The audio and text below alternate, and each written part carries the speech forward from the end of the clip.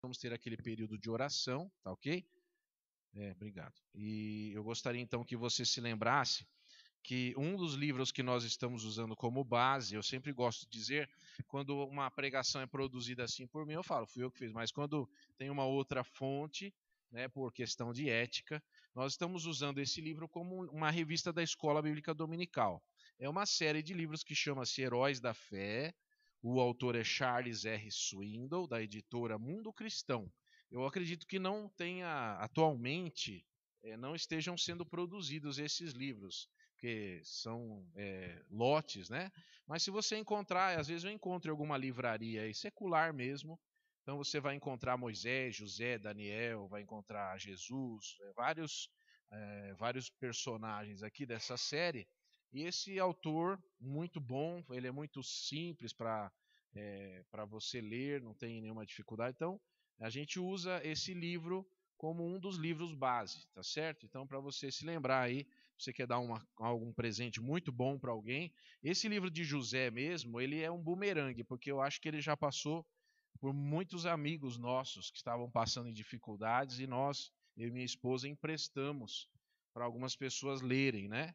Então, esse livro está até velhinho aqui, mas é porque esse livro é muito lido, acho que é o que mais foi lido lá dos nossos.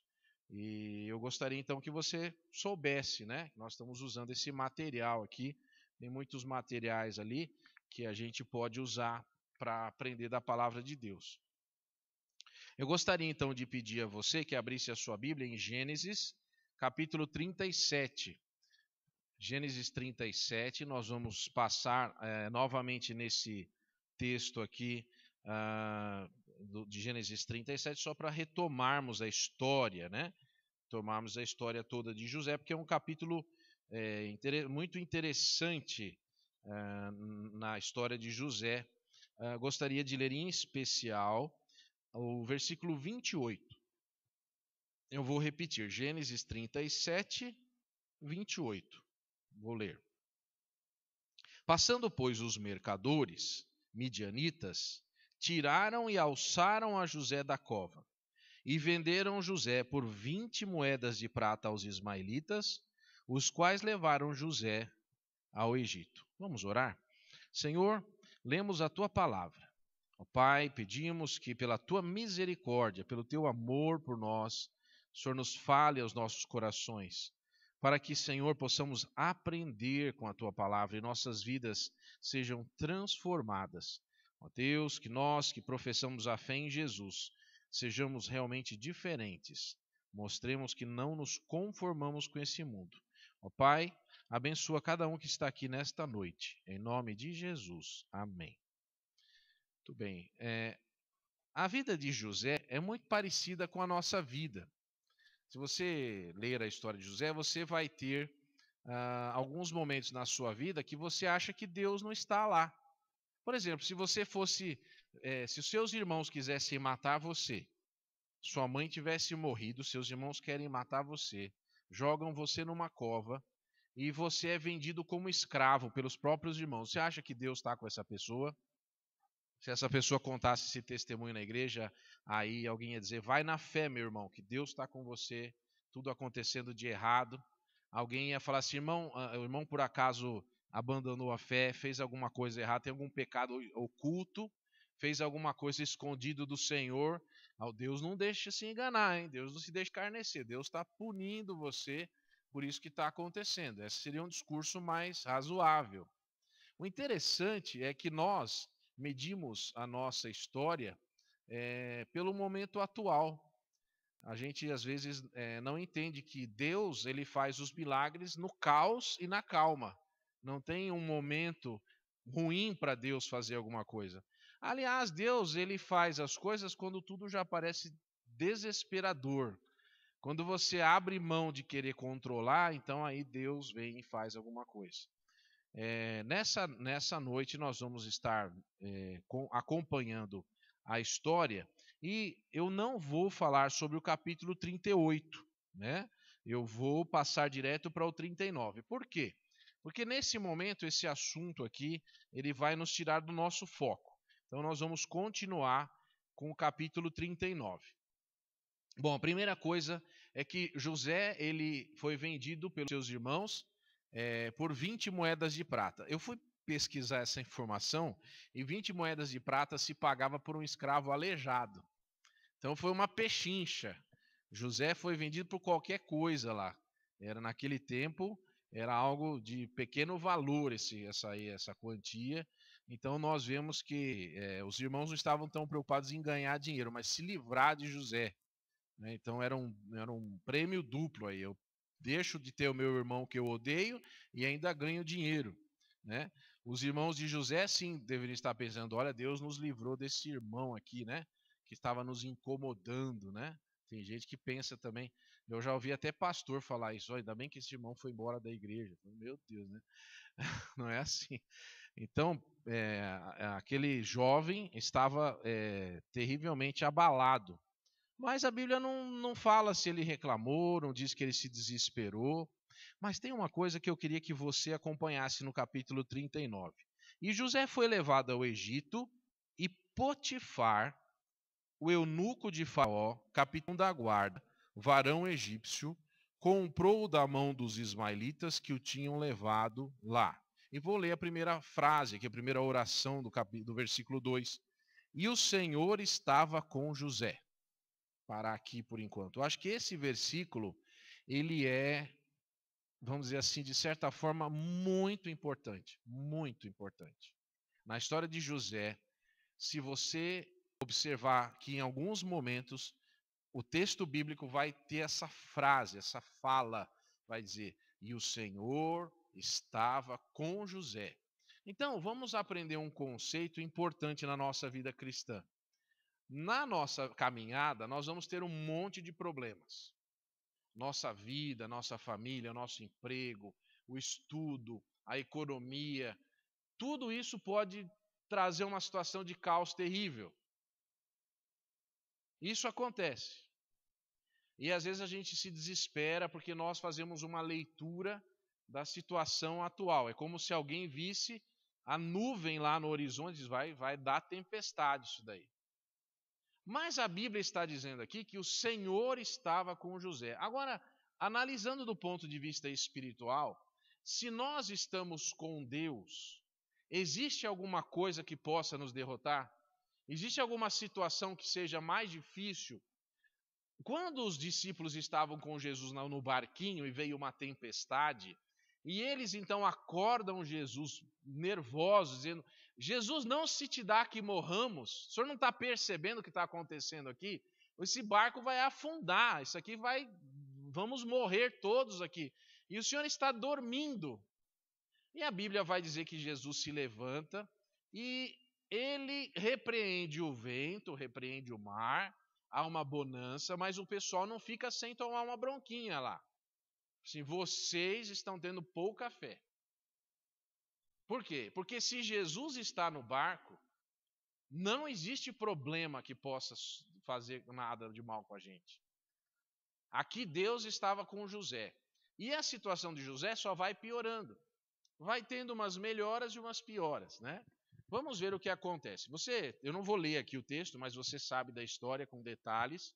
Você sabe que José, ele então é comprado por Potifar. Uma observação, em algumas traduções tem a palavra eunuco. Eunuco.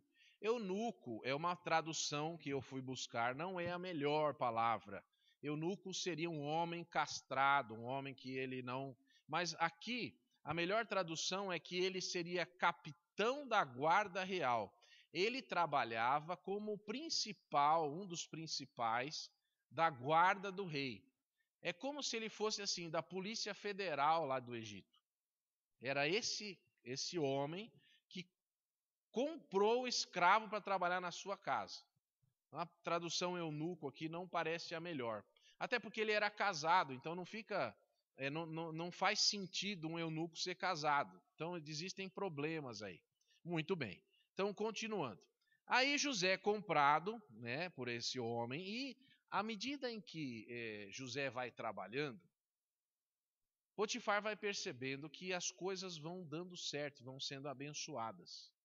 E agora Potifar, em determinado momento, passa a entregar, por exemplo, a Bíblia ela não tem assim detalhe uma riqueza de detalhe nisso, mas vai dizer assim que José era tão eficiente que Potifar falou: bom, eu não preciso mais me preocupar com a minha casa, eu não preciso me preocupar mais com as minhas economias, com o meu dinheiro, eu posso deixar o dinheiro do meu salário com o José, que ele vai lá no banco, faz a aplicação, ele vê o que é melhor, ele faz tudo, ele paga as contas, paga a conta não tinha conta de luz, né?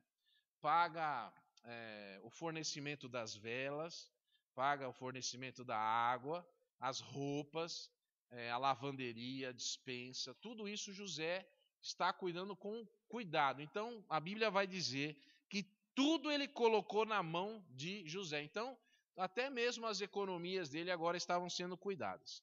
Muito bem. E a Bíblia vai dizer que José era tão especial que Deus abençoou a casa de Potifar. Isso quer dizer o seguinte, que Potifar era uma pessoa de proeminência, mas agora ele passou ainda a ser mais abençoado, mais rico, mais ainda respeitado, e as coisas dele iam muito bem, tudo indo muito certo. Então, o versículo 6 do capítulo 39 vai dizer que tudo que Potifar tinha, ele colocou na mão de José, e a tal ponto que ele não se preocupava mais. Então, tudo estava lá, e a Bíblia vai dizer uma coisa que interessante. A Bíblia vai dizer que José era um moço bonito, versículo 6, que ele era formoso. Existem poucas pessoas que a Bíblia fez esse elogio. Nós temos algumas pessoas no Velho Testamento, que eu me recorde, apenas 3 pessoas tinham essa beleza especial aí que a Bíblia comenta. 3 ou 4 pessoas, eu me lembro de mais uma agora. Uma delas, por exemplo, que era um moço bonito, era Saul. Saul era um moço bonito. Absalão também era um moço bonito. E Davi também era um moço bonito. E um desses aí, que nessa lista aí dos 4 mais do Velho Testamento, né, é José. E aqui a Bíblia fala que ele era formoso à vista. Uma pessoa, quando fala formoso, quer dizer pessoa bonita e que tinha uma boa aparência. Essa é a ideia. Muito bem. Agora, versículo 7. Tudo está indo bem. José está como escravo, mas está sendo bem tratado. Né? A família dele não gostava muito dele. Mas a esposa do Potifar, a Bíblia traz uma expressão, pôs os olhos nele, né? Pôs os olhos nele. Quer dizer, ela começou a olhar de um jeito diferente para esse escravo aí, né? E como o marido ele estava muito envolvido com o trabalho, né? Porque ele nem parecia, né? Cuidava mais da casa, quase. Então aí ela colocou. O versículo 7, ela faz uma proposta indecente. Assim, ela é muito direta. Ela chega, José, vamos, né, fazer uma coisa aqui. E José, a Bíblia vai dizer que, assim, isso você tem que observar que isso não aconteceu uma vez só. Porque a gente, quando vê filme de José, a gente vê assim, vamos chamar assim, a Potifara, tá bom? Não é esse o nome dela, mas só para a Potifara, né? Ela não, aí vai ficar, deixa a Potifara mesmo. Aí ela botou os olhos no José no filme lá e ela foi lá, arrancou a roupa. Não, mas tem um detalhe aqui, eu queria que você visse. Presta atenção aqui no versículo 8. O versículo 8 é um versículo que a gente passa correndo. Porém ele recusou, olha aqui, ó. Ele recusou, versículo 8. E disse à mulher do seu senhor: eis que o meu senhor não sabe do que há na casa comigo, e entregou em minha mão tudo o que tem. Ninguém há maior do que eu nessa casa, nenhuma coisa me vetou, senão a ti, porquanto és sua mulher. Como, pois, faria esse tamanho mal e pecaria contra Deus? Então, aqui José está dizendo o seguinte: ó, eu devo respeito a 2 pessoas aqui. Ela não está nessa lista. Primeira pessoa que eu devo respeito é o meu patrão. É pessoa, meu dono, meu amo, quem me comprou. Ele espera que eu faça tudo certo como eu tenho feito até aqui. E em segundo lugar, eu tenho um Deus. E tem um conto judaico, que não está na Bíblia, mas um conto rabínico, porque assim, os rabinos, eles contam coisas que às vezes vêm pela tradição, não sei se isso é verdade ou não, mas ouça essa historinha rápida. Diz que quando José disse assim para essa mulher, olha, eu não posso desonrar o meu Deus. Aí ela olhou lá para um Deus, uma estátua de um Deus que estava lá, pegou um lençol e jogou sobre aquela estátua e disse assim, olha, não se preocupe porque Deus não está vendo. E José teria respondido, não, é esse o meu Deus, e o meu Deus, primeiro você não pode cobri-lo, e segundo, ele vê todas as coisas. Então, não é o conceito de divindade para ela era totalmente abstrato, totalmente assim errado em relação ao conceito que ele tinha de Deus. Agora, tem uma coisa. A Bíblia diz que José ele foi vendido como escravo de 17 anos. E essa informação é importantíssima. Por quê?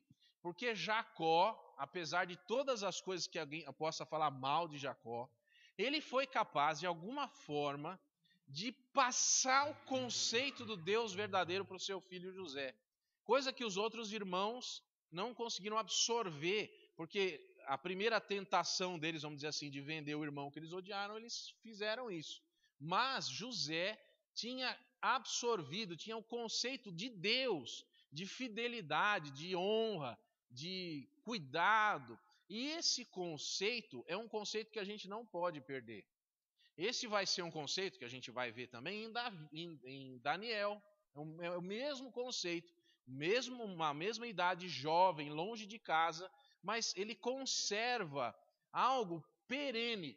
Eu não posso ser infiel a Deus. Será que nós temos esse conceito? Será que no nosso trabalho, na nossa família, se alguém falar assim, ó, vamos fazer o seguinte, você vai comprar isso aqui, custa R$10, mas sem nota eu te faço por 7. Vixe, mas é para já, faz sem nota. Será que a gente mantém nos nossos negócios, nas nossas palavras assim? Não, eu falei, então agora é a minha palavra. Eu não posso abrir mão, mesmo que eu perca, porque eu sou fiel a Deus. Eu não posso agir de uma forma que não reflita a fidelidade do meu Deus na minha vida.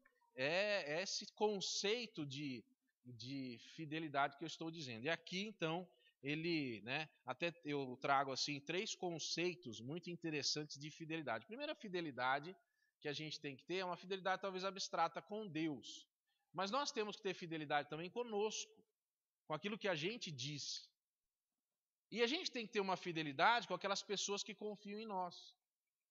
Aqui no caso não tinha ninguém, a família, o pai dele já tinha dado o filho como morto. José não tinha informações, ele era um escravo, não tinha celular, telefone, internet para ele ver lá, deixa eu ver como é que está meu pai. Mas ele foi fiel, independente das circunstâncias, independente de quem estava vendo. Ele não estava sendo fiel a uma pessoa, olha, eu tenho que fazer isso porque senão vão saber. E aqui eu abro um conceito também. Tem gente que fala assim, eu não vou fazer isso porque se o pastor descobre... Olha, querido, se você vai fazer uma coisa porque o pastor descobre, faça, viu? Faça. Olha, o pastor não vai julgar você. Você não tem que esconder nada. Eu não vou fumar, não vou beber porque o pastor está fora disso. O problema não sou eu. Se o seu problema fosse eu, você estava bem. Você podia gritar um glória a Deus agora. Mas o problema é que nós vamos encarar um justo juiz. O problema é que nosso Deus vê todas as coisas. Ele não está, vamos dizer assim, descansando para que não veja o que a gente faz. Ele sabe o nosso pensamento. Então a nossa intenção é importante. Se você vai ajudar alguém só para aparecer, só para ser elogiado por alguém, não ajuda não. Nem se mova. Se você vai falar um elogio de alguém só para a pessoa elogiar você de volta, para com isso. Se você vai falar uma coisa só para... Não faça isso. Seja autêntico. Se você vai fazer alguma coisa, faça porque você quer fazer. Que lhe doa, que lhe custe, mas você vai fazer porque você é fiel a Deus. Você vai fazer o bem para alguém, não importa nem se a própria pessoa ficar sabendo. O que importa é que você fez porque você ama a Deus. Aí o conceito muda. É um outro conceito. Esse é o conceito que está impregnando aqui o coração de José. Não é um conceito de publicidade. Ele não sabia nunca na vida dele que a história dele ia aparecer na Bíblia, em Gênesis. Mas ele estava sendo fiel. Vamos continuar aqui. Ninguém é maior do que eu nesta casa, e nenhuma coisa me vetou, né? A não ser a ti, porquanto és a mulher. Como, pois, faria o tamanho mal e pecaria contra Deus? E aconteceu que, falando ela uma vez, o que está aí no versículo 10? Então não foi um ato, vamos dizer assim, que aconteceu de surpresa. Aqui existe uma situação muito complicada, porque ele trabalha naquele lugar, a voz dele não vale nada, ele não tem como falar com ninguém, ele não tem como reclamar para alguém, porque ele é um escravo. Escravo não reclama. E aqui a Bíblia está dizendo que ela continuamente, cada dia, e ela ia até José, e ele não lhe dava ouvidos para ficar com ela, ou estar com ela. Não foi uma coisa de repente. Nós não temos aqui o tanto de dias, a angústia, o trabalho de desvio que ele tinha que fazer. Que interessante, porque ao mesmo tempo em que ele está cuidando das coisas do seu senhor, ele está recebendo uma situação muito complicada. Isso aqui me lembra muito a questão de Jesus. Quando foi batizado, foi levado ao deserto para ser tentado. Aqui parece que ele foi levado à casa de Potifar para ser tentado.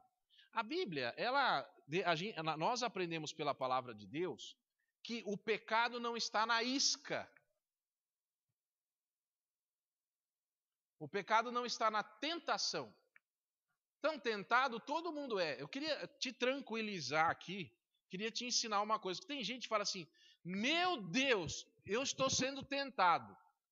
Jesus foi tentado. Se acalme. Se recomponha.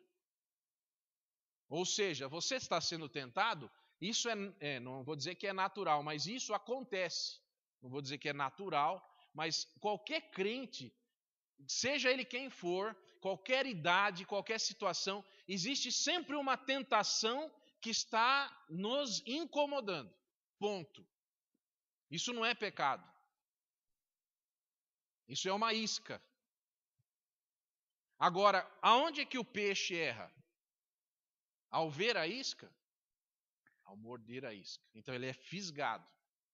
Não existe para mim nenhum conceito melhor do que um anzol, aquele aguilhão.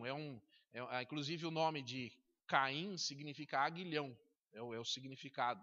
O aguilhão, como no Novo Testamento nós vamos ver, o aguilhão do pecado, que nos remete à cauda de um escorpião. Tem aquele aguilhão, aquilo que vem por trás, assim, você está olhando para uma situação e por você estar inebriado com aquilo vem e pica você. Você não percebeu, você estava numa armadilha. Então, a tentação não é problema. O problema é o que nós vamos fazer com ela.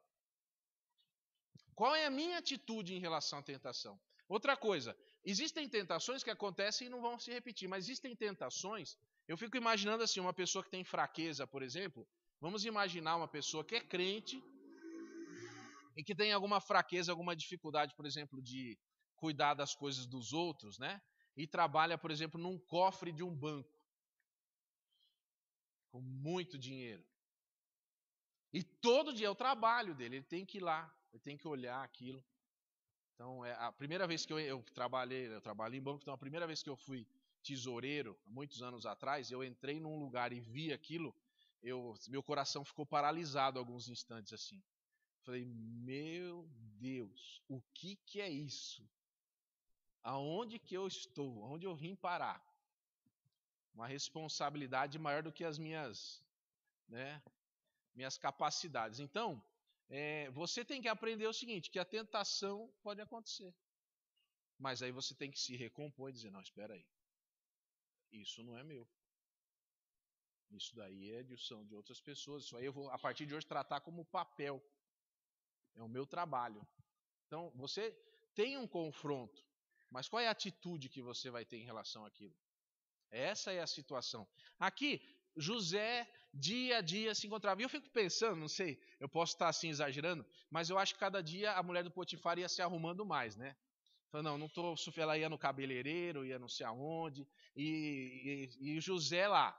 E a situação de José cada vez era pior, porque ele falava assim, bom, eu vou trabalhar lá em cima no terraço. Aí a esposa do Potifar ia lá. Ele, eu vou varrer o quintal. Então, uma situação complicadíssima.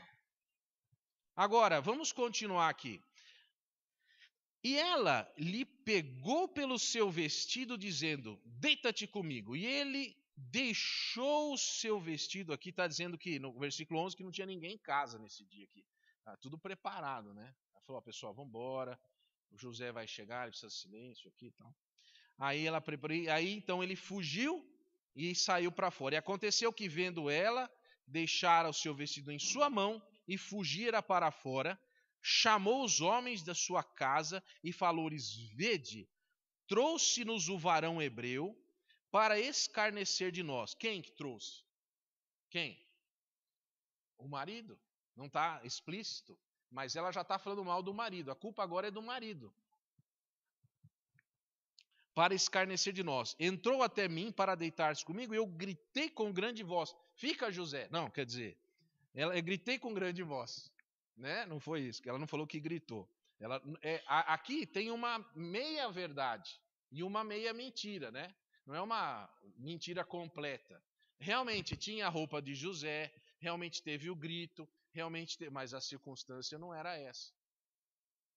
Agora, o que garante para nós que essa história é verdadeira? O que garante para você que não foi o contrário? O quê? A palavra de Deus, que não mente. É isso que é a nossa garantia. Se a Bíblia está dizendo, porque quando uma pessoa faz uma coisa errada, a Bíblia põe. Ela não alivia, ela não tira a culpa de quem é culpado. Então, se a Bíblia está dizendo isso, é porque foi assim. E ela pôs o seu vestido perto de si, até que o seu senhor veio à sua casa. Então, ela ficou esperando o Potifar chegar, né? Então falou-lhe conforme as mesmas palavras, dizendo, veio a mim o servo hebreu que nos trouxeste para escarnecer de mim. Realmente, ele escarneceu, ele desprezou. Veio como é verdade, houve uma... né? Agora, se ele tivesse feito o que ela queria, então não tinha escarnecido. Aconteceu que eu, levantando eu a minha voz e gritando, verdade, não é? E ele deixou o seu vestido comigo e fugiu, não é verdade? Tudo é verdade aqui, mas está embutida uma mentira. Isso daqui me parece muito com Satanás. É verdade, se não fosse algum detalhe que é essencial. E aconteceu que, ouvindo o seu senhor as palavras de sua mulher, que lhe falava, dizendo, conforme essas mesmas palavras me fez teu servo, a sua ira se acendeu. E o senhor de José o tomou e o entregou na casa do cárcere, no lugar onde os presos do rei estavam presos. Assim ele esteve ali na casa do cárcere. Agora, deixa eu fazer uma observação aqui.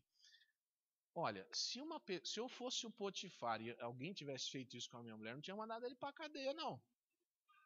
E eu também não tinha mandado ele para a cadeia VIP. Certo?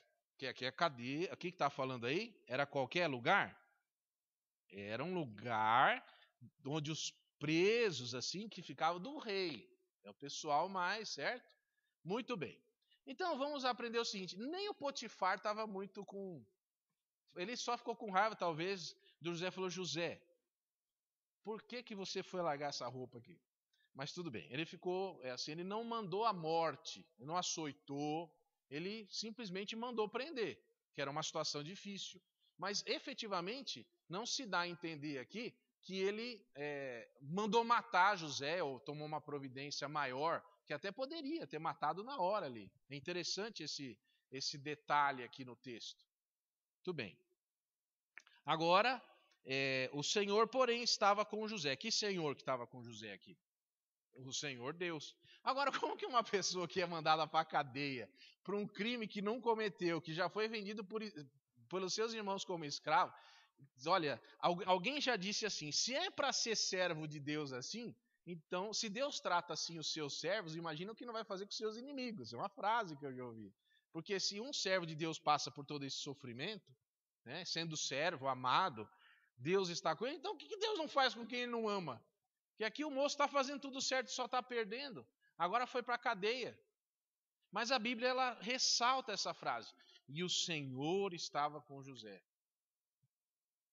Aqui significa dizer o seguinte, que não importa o que você esteja passando, se você está com o Senhor, calma, ainda há algo para ser feito, algo que você não, algo extraordinário que você não sabe. Por exemplo, a gente vai num velório, tem uma pessoa lá que infelizmente faleceu e tudo. E alguém dizia assim: "Ah, essa pessoa agora está com o Senhor", não é o que a gente fala, né? Essa pessoa foi salva, então ela está com o Senhor. Mas alguém olhando de fora assim, fala: "Esse pastor aí tá meio, né? A pessoa morreu, acabou, agora está com Deus". Mas é exatamente. Para algumas pessoas é o pior, para outras é estar com Deus. Então é a questão de em que dimensão você está vivendo. Qual a dimensão da sua vida? Como é que você lida com a sua vida, com os seus problemas? Quando as coisas começam a dar errado, você fala assim: "Senhor, eu te louvo porque o Senhor está comigo. Eu te louvo porque o Senhor permitiu que isso acontecesse comigo". E uma dessas pessoas que vai nos ensinar isso com muita visibilidade é Jó, né? Jó perdeu tudo e vai: "Nu eu vim e nu eu vou. Tão bendito seja o Senhor. Vim sem nada e volto sem nada. Então louvado seja o nome do Senhor". Ele vai dizer nas palavras dele: Deus deu, Deus tirou, bendito seja o nome do Senhor. Então, essa dimensão. Agora, não é porque tem gente que fala assim: "Eu vou louvar Deus e Ele vai me ajudar, Ele vai mudar tudo". Às vezes não, querido. Às vezes você vai louvar e ainda você está só sendo vendido pelos irmãos ainda. Você você está no começo do louvor ainda. Né? Então, às vezes a gente pensa, a gente quer fazer assim: eu vou dar uma de alegre aqui, porque aí Deus vai ver que eu estou louvando, ele já vai. O que Deus tem preparado para você, louvando ou não, você vai passar.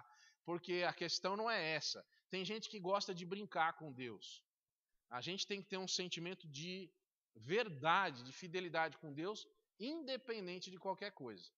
Você tem que louvar a Deus pelo que Ele é, não pelo que Ele faz em você, na sua vida, ou fez ou não. Deus é digno de louvor, fazendo uma coisa por você ou não. No dia bom e no dia ruim. Na fome ou na riqueza, não importa. Você pode estar num leito de hospital, chegar um médico e dizer assim: "Olha, é câncer e você tem 3 meses", e você vai dizer assim: "Louvado seja o nome do Senhor". É. Fala assim: "Ó, essa doença sua é para a morte". Louvado seja o nome do Senhor. Deus sabe todas as coisas. Deus seja louvado. Senhor, o Senhor sabe a minha vontade, mas eu te louvo, eu te agradeço, porque um dia o Senhor me fez existir, te conhecer. E isso daí para mim é tudo. E eu tenho o céu, então o resto é lucro. A gente tem que ter essa dimensão. É fácil pregar isso aí, né? Na hora do aperto a gente não, mas que tem que ser assim, tem. É isso que Deus espera dos seus servos. É isso que o mundo espera de nós. Não é pessoas reivindicando. Aqui não tem José reivindicando nada. Não tem. É porque eu sou de Abraão, de Isaac, de Jacó. Sou do povo escolhido. Eu tenho que ter a minha herança, a minha bênção.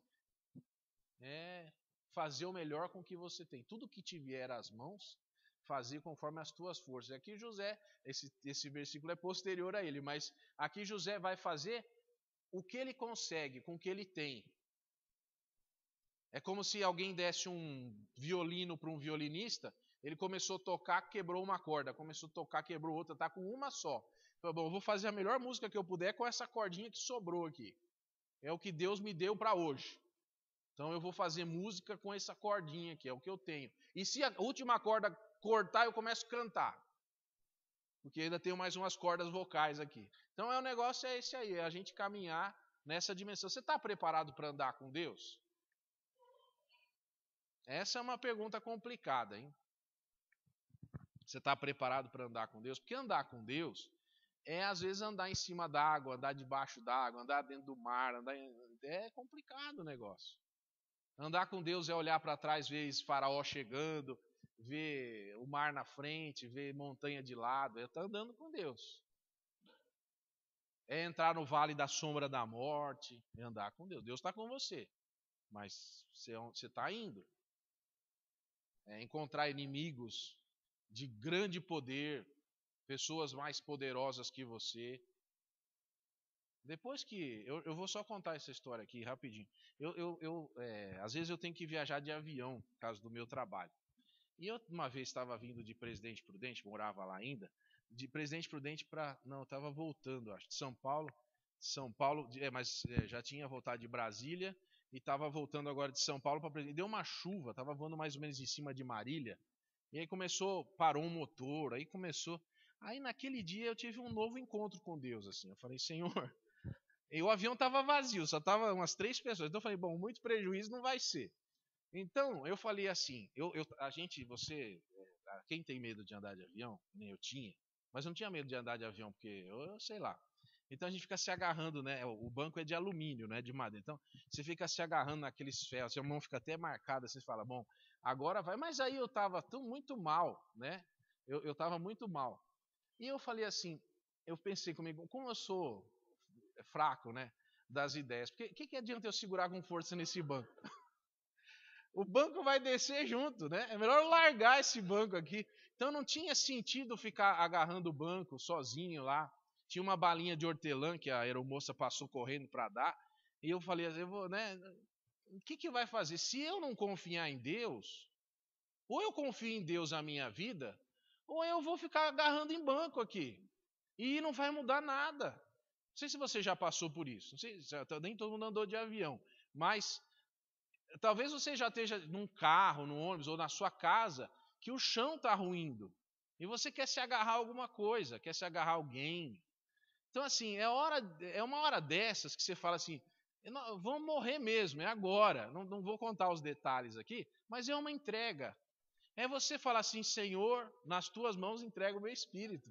Essa é a oração. E depois que acontece isso, não aconteceu só uma vez comigo, não foi só essa circunstância, mas cada vez que vai acontecendo, você vai falando, Senhor, mas como eu sou, né? Porque, por exemplo, eu estou aqui agora, mas se uma veiazinha estourar na minha cabeça, acabou. Ou no meu coração, ou qualquer coisa, acabou. Não depende de mim. Então eu tenho que viver nessa dimensão, eu estou com Deus. Eu tenho que viver na dimensão do Enoque. Eu vou andando com Deus. Se eu estou na terra, se eu estou no céu, eu não sei. Deus é que sabe. Aí eu começo a andar. Você tem que aprender também. A andar, se alguém falar assim, ó, estão querendo matar você, hein? Fala assim, bom, isso é problema da pessoa com Deus, porque a minha vida só Deus que tira. Essa é a dimensão que a gente passa a viver. Nesse jeito, você vive mais tranquilo. Uma pessoa, pastor, nós estamos com um problemão. Qual o problemão? É isso, isso, isso. Ah, mas para o nosso Deus isso não é problemão. A gente aciona Deus agora que acabou. Então, essa é a dimensão de José. Mas queria que você visse, o Senhor estava com José e estendeu sobre ele a sua benignidade e deu-lhe graça aos olhos do carcereiro Mor. E o carcereiro Mor entregou na mão de José todos os presos que estavam no cárcere. Aí José perguntou, o senhor é casado? Não é brincadeira.